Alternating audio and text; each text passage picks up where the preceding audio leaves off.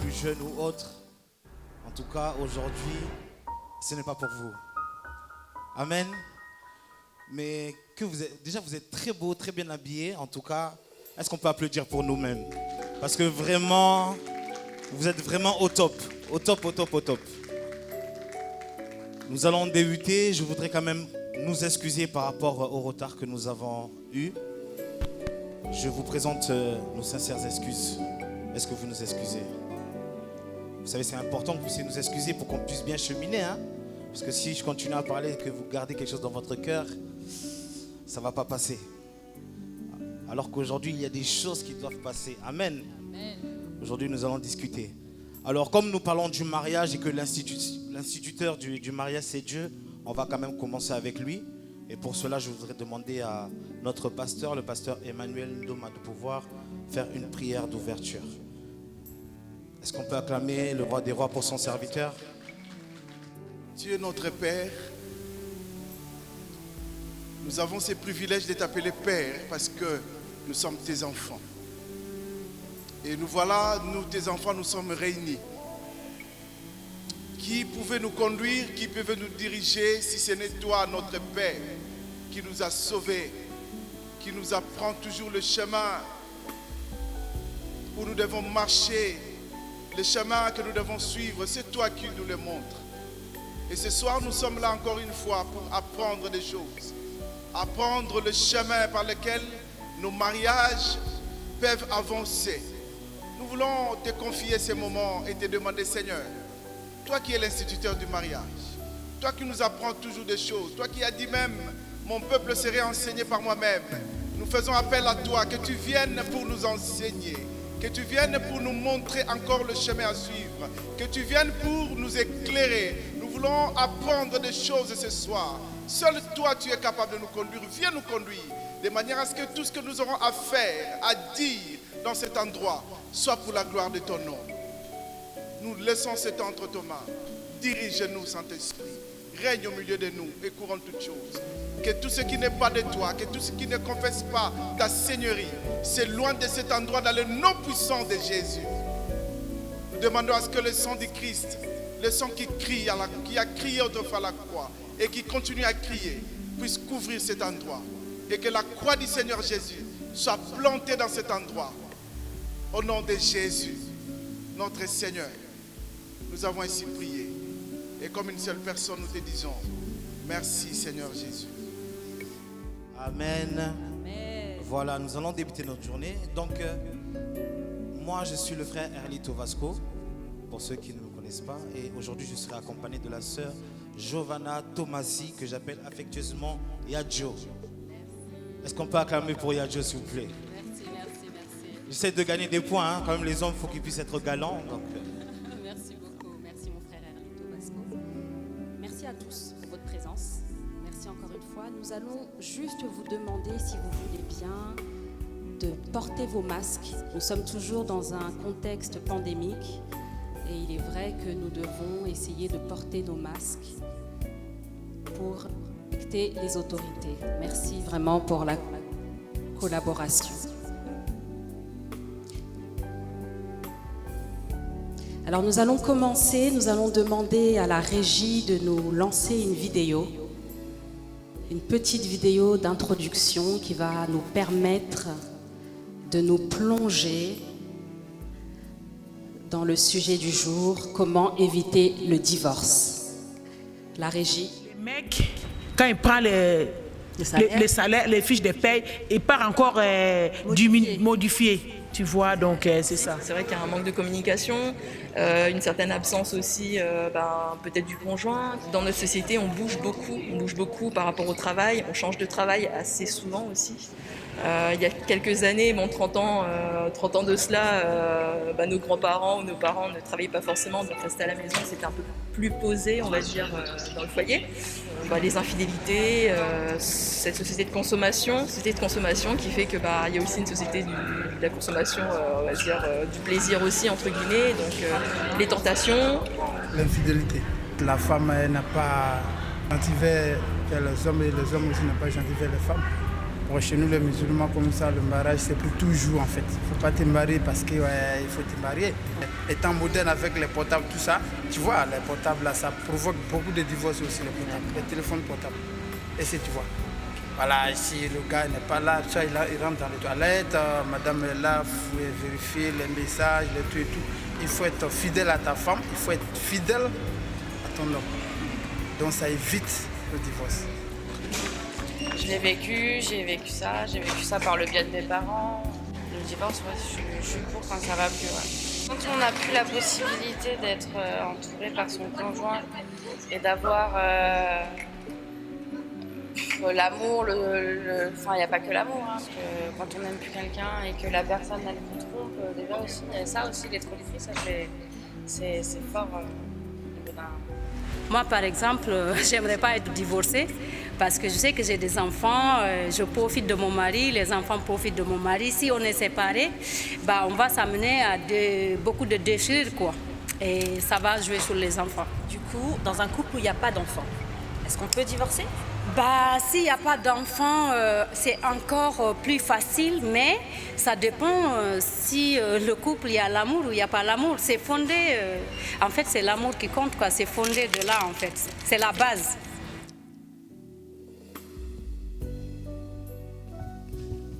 Merci à tous pour votre attention. Alors ici, nous avions une vidéo sur un échantillon de la population. On a pu voir que dans la population, en fait, aujourd'hui, en 2021, le divorce est banalisé. Alors tout d'abord, il faudrait que l'homme lui-même, en tant qu'individu, puisse se connaître, puisse savoir quel est son rôle. Quel est son rôle, quelle est sa mission sur la terre. Si nous regardons dans les Écritures, au commencement, Dieu plaça l'homme, Adam, on va dire notre exemple que nous entendons à chaque fois dans les mariages. On parle beaucoup d'Adam. Adam était seul dans le jardin. Dieu le plaça et lui donna des missions. Il lui demanda de pouvoir cultiver et de garder le jardin. Déjà, dès le départ, Dieu donne une responsabilité à Adam. Il ne le laisse pas comme ça dans le jardin, mais il lui donne une responsabilité. Et c'est un premier état que nous aussi aujourd'hui, que nous puissions comprendre que l'homme, avant de s'engager dans le mariage, il faut qu'il puisse être dans l'activité, dans le travail. Ce travail-là, cette activité-là, c'est là où nous définissons cela par sa mission. Amen. La mission de l'homme. Parce que quand on était en train de discuter avec la sœur Giovanna et toute l'équipe, on discutait, mais qu'est-ce qu'on va dire? Et on a vu qu'on a eu un souci au moment où on a parlé de la soumission. La soumission, c'est un mot aujourd'hui qui frustre. Très compliqué, soumission. Surtout pour les femmes, soumission. Même nous, quand on en parlait, on n'était pas d'accord. Hein? On n'était pas d'accord. Mais on a essayé un peu de trouver des solutions. Qu'est-ce que ça vous dit? Soumission. Est-ce que ça vous parle? Ça vous parle? Alors je voudrais demander à une personne, est-ce que peut m'apporter une petite idée? Vous? Non, pas vous. La soumission. Qu'est-ce que vous entendez par soumission? Quand j'entends la soumission, déjà premièrement, la soumission est venue automatiquement quand il y a l'amour. Donc c'est une source d'amour en fait. Quand il y a l'amour, directement la soumission est là. La soumission est une source d'amour. Alors nous avons aussi essayé de voir un peu, on a interrogé aussi M. Larousse qui nous dit que la soumission, c'est la disposition à obéir, c'est le fait de se soumettre à une autorité, synonyme d'acceptation, de docilité et d'obéissance. Alors on a essayé de voir parce que parfois les définitions de Larousse et la Bible, des fois ça ne va pas ensemble. Mais bibliquement parlant, effectivement, se soumettre à l'autorité qui est l'homme qui est Adam. Donc je reviens chez Adam, qui est l'autorité qui est représentée. Alors qu'est-ce qu'il faudrait pour arriver à cet état de soumission? Comme je l'ai dit auparavant, Dieu a donné une mission à Adam.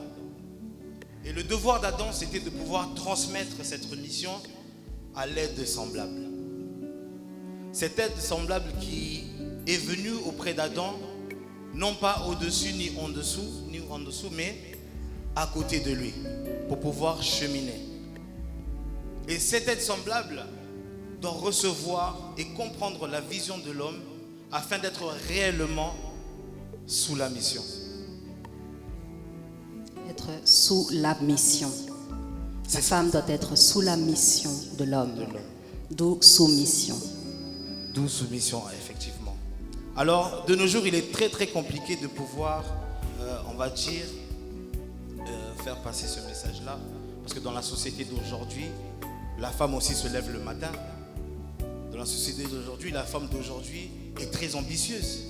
La femme d'aujourd'hui a une grande vision aussi de la vie en général et de sa vie à elle-même. Alors parfois, ça crée un déséquilibre d'où l'homme doit redoubler d'efforts. Le premier effort que je donnerai, c'est de pouvoir, premièrement, être attaché, être en communion avec Dieu.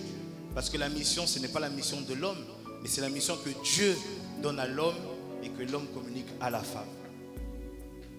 Très très important que l'homme qui cherche à se marier, à s'engager, puisse être en bonne communion avec celui qui a créé le mariage. Amen, amen. Amen, peuple de Dieu. Amen.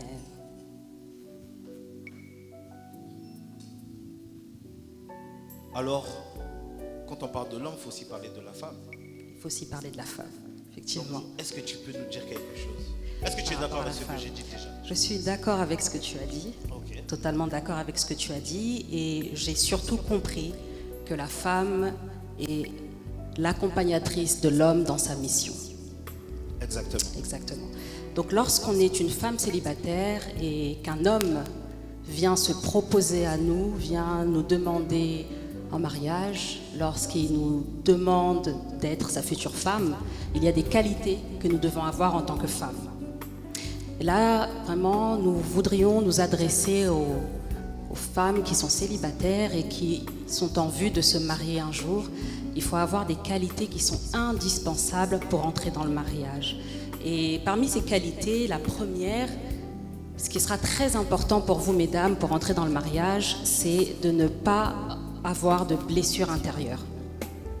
Par blessure intérieure, j'entends le fait d'avoir des blessures émotionnelles.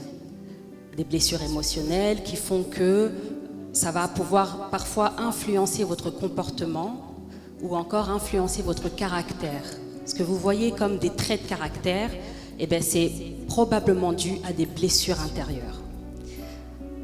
Est-ce que parmi vous, quelqu'un a une idée de ce qui pourrait être une cause de blessure intérieure chez la femme? Qu'est-ce qui pourrait causer une blessure intérieure chez une femme? Quelqu'un a une idée? Personne?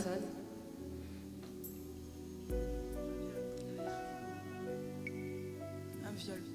Absolument, un viol. Un viol. Quelqu'un d'autre?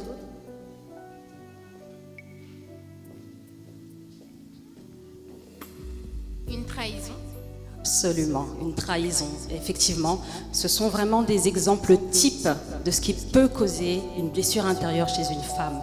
Viol, trahison, abandon, rejet, tout ce qui va être violence, notamment vécu pendant l'enfance. Ce sont des choses qui vont vraiment être gardées par la femme et elle va vivre avec.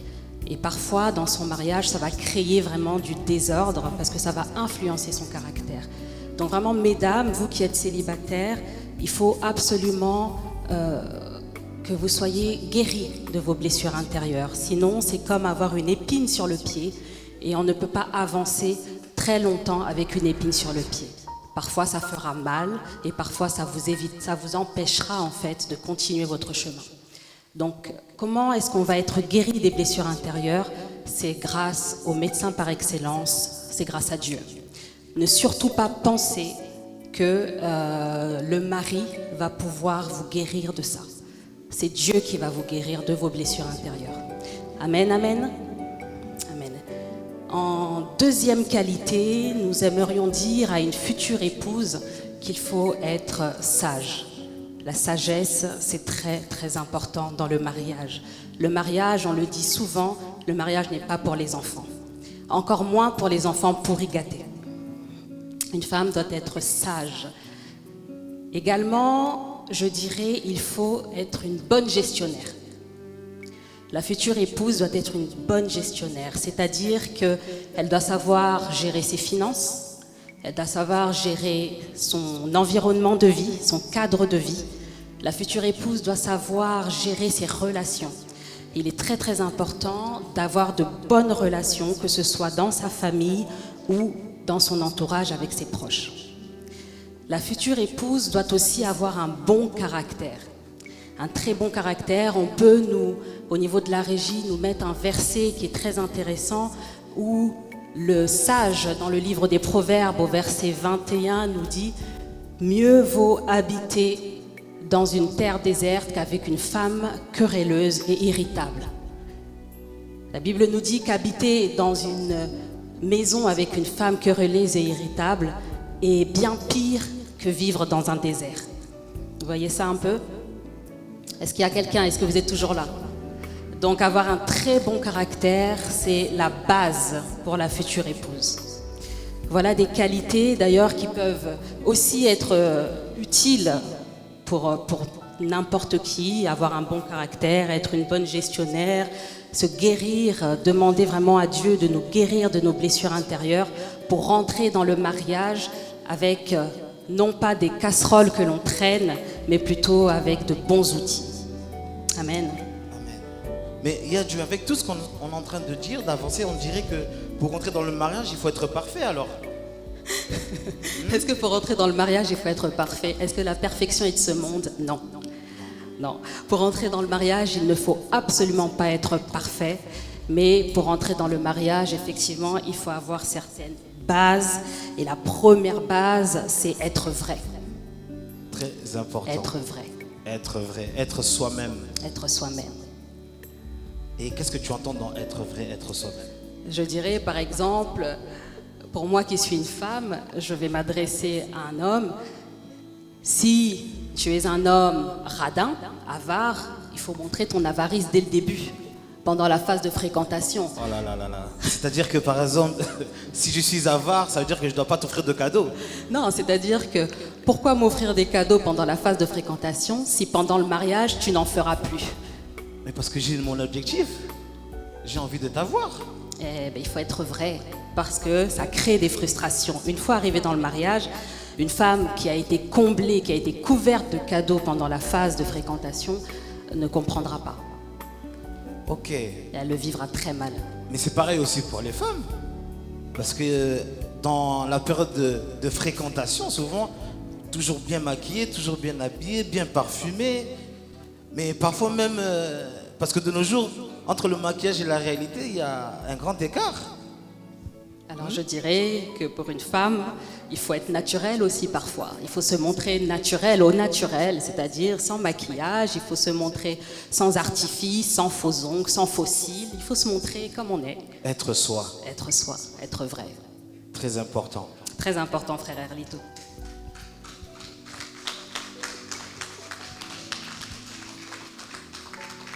Alors, je pense que ce que nous voulons dire, c'est que c'est vrai qu'il faut être vrai. Mais si nous remarquons chez la personne que nous fréquentons qu'il y a des choses qui ne vont pas, ça ne veut pas forcément dire que ce n'est pas la bonne personne, mais il y a un travail qui doit commencer. Là, c'est capital. C'est vraiment capital ce point-là parce qu'il y a des signes auxquels il faut faire très attention. Ce sont des signes alarmants. C'est-à-dire que lorsque vous êtes avec une personne que vous fréquentez dans le cadre en vue d'aller vers le mariage et que vous voyez des choses qui vous dérangent, il faut tout de suite en parler. Il faut tout de suite communiquer là-dessus. Parce que parfois, il y en a qui disent l'amour est au-dessus, donc l'amour nous rend aveugles. Parfois, on ne voit pas. C'est pour ça que c'est important d'avoir un minimum de discernement et vraiment observer le futur mari ou la future épouse. Parce que, tu sais, Erlito, il y a des comportements qui sont vraiment à corriger dès le départ. Je donne l'exemple, par exemple, d'une personne qui va vous dénigrer devant le public. Pendant la phase de fréquentation, si vous êtes dénigré par votre futur époux, votre future épouse devant public, c'est très très grave. C'est-à-dire que dès ce moment-là, il faut en discuter pour rectifier le tir. Ok.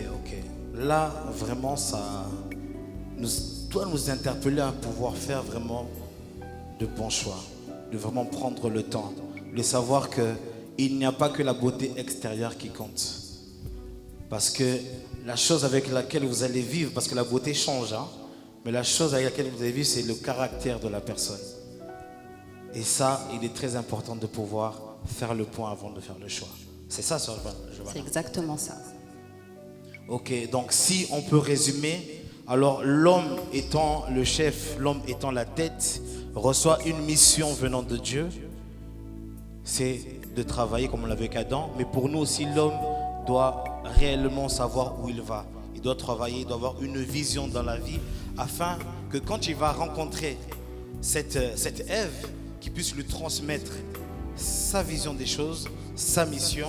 Et c'est là que si Ève s'entend avec Adam et choisit de pouvoir poursuivre pour aller jusqu'au mariage, elle doit être aussi en capacité de pouvoir reconnaître qu'elle peut être une aide semblable pour Adam. C'est ça. Une aide semblable pour Adam, et je rajouterai aussi que la femme doit pouvoir aussi déceler chez cet homme qu'il pourra lui aussi être une aide pour elle. Elle a des ambitions, elle a des projets, elle a aussi des envies par rapport à son futur. Donc il faut qu'elle puisse voir chez cet homme qu'il pourra aussi la soutenir dans ce qu'elle compte faire. Ok, donc une mission qui était individuelle au début devient commune. C'est ça. Est-ce qu'on peut applaudir pour ce message très fort? Une mission qui était individuelle devient commune. Donc à son tour, l'homme devient aussi l'aide semblable pour son épouse. Amen. Amen. Alors nous allons passer à la deuxième étape. Et là, nous allons demander au couple pastoral de pouvoir nous apporter le message du jour.